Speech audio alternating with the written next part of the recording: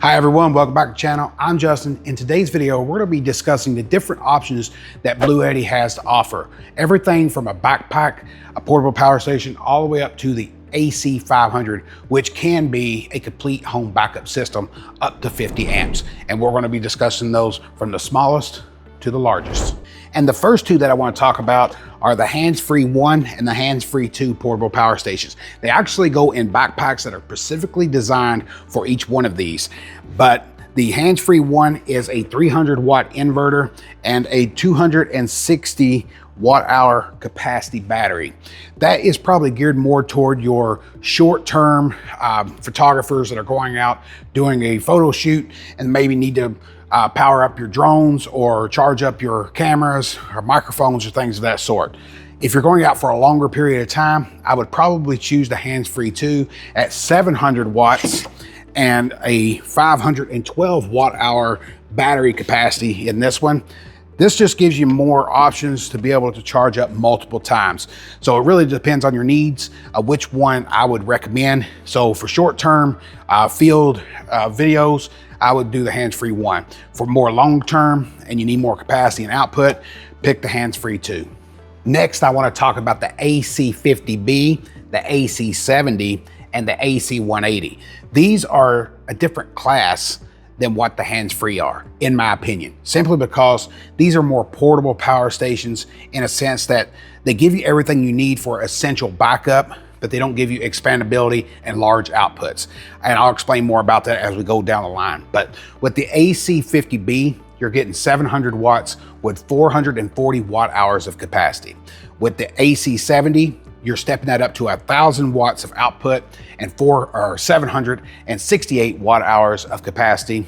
And with the AC180, which is a very popular choice, is 1,800 watts and 1,152 watt hours of capacity. And although the AC60 is similar to these power stations over here, it does have a unique feature. You can get this one wet and you can have it in dusty environments and you're not going to hurt the power station. So if you're going to be out in, let's say, the rain or on a boat or something of that sort, I would pick one of these two here because that's your two solutions that you have for a damp environment or a very dusty or sandy environment, say if you're in a desert or something like that.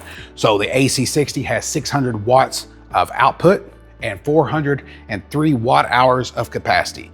Moving on down to the AC240, which is a much larger power system than anything that I've mentioned thus far, because you're getting 2,400 watts of output and 1,536 watt hours of capacity. So this is expandable with the B210 battery.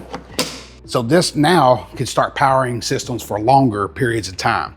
And I got full review on this one as well, so make sure to check that out. But these two are your only water resistant options that you have in here, or dust resistant options that I have in here with me today. The B210 battery is an expansion battery for both the AC240 and the AC200L, but this does expand those systems by 2,150 watt hours of capacity. That's significantly increasing the capabilities of run times on different appliances if you do hook up an expansion battery to either one of those systems. So now we want to move on down to the AC200L, because the inverter on that is 2,400 watts. It's the same as the AC240. However, the battery capacity that's as a standalone unit is 2,048 watt hours of capacity. So this is giving us the same inverter that we have out of the AC240, but it gives us more battery capacity. However, this is not dust resistant and water resistant like the AC240 is. At one point, I did name this king of all portable power stations. However, my new favorite portable power station is the Elite 200. And although the Elite 200 V2 isn't expandable, this is my new favorite portable power station. And a couple reasons why I picked this to be is because the output of the inverter is 2,600 watts. That's larger than both the AC240 and the AC200L. And the battery capacity is 2,073 watt hours of capacity. That's larger than both the AC240 and the AC200L. Now, this is not expandable, but it does have a life expectancy of 6,000 cycles at 80%, So giving you 17 years of life expectancy and still have 80% on the batteries. This is the first portable power station that I've tested that has that type of technology. And I would suggest probably checking out my full review on this one. If you haven't already seen that, I'll leave a link right up here in the cards so you can check out all the reviews that I've done on all these portable power stations. But this is my new favorite portable power station. Now we need to move on over to the AC300 and talk about what makes this different. Because with the AC300, this is just the inverter. And then you have to have the additional battery with it to make this work. So this is one complete system right here. We have the AC300 and a B210 battery. And in most scenarios, I would recommend you get the B210 battery if you're looking at the AC300 or the AC500. And up to this point, we've been talking about 120 volt systems. These two options, the AC300 and AC500s, give us the ability to create 240 volt systems if we have two of the inverters. So we could pair two of these inverters together to create a 240 volt backup system. So now we can back up an entire house, certain loads on the circuits. So up to 30 amps on the AC300 and up to 50 amps on the AC500. And that's basically the only difference between these two here, because I can use this battery on the AC500. I can use the battery that I have on the AC500 right now over here on the AC300. So this is 30 amps maximum. This is 50 amps maximum.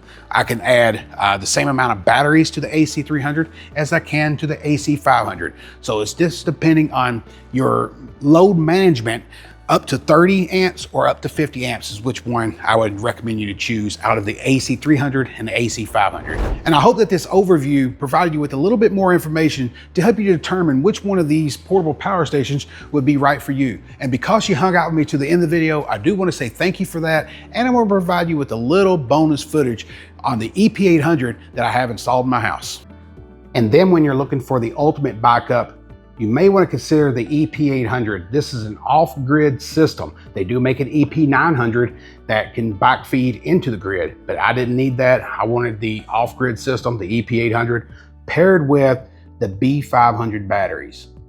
This gives me roughly 15 kilowatt hours of backup and an output of 7,600 watts. Maximum input of 9,000 watts of solar and a range of 150 volts to 500 volts. To give you an idea of what this thing is backing up, let's take a look at what I got labeled here.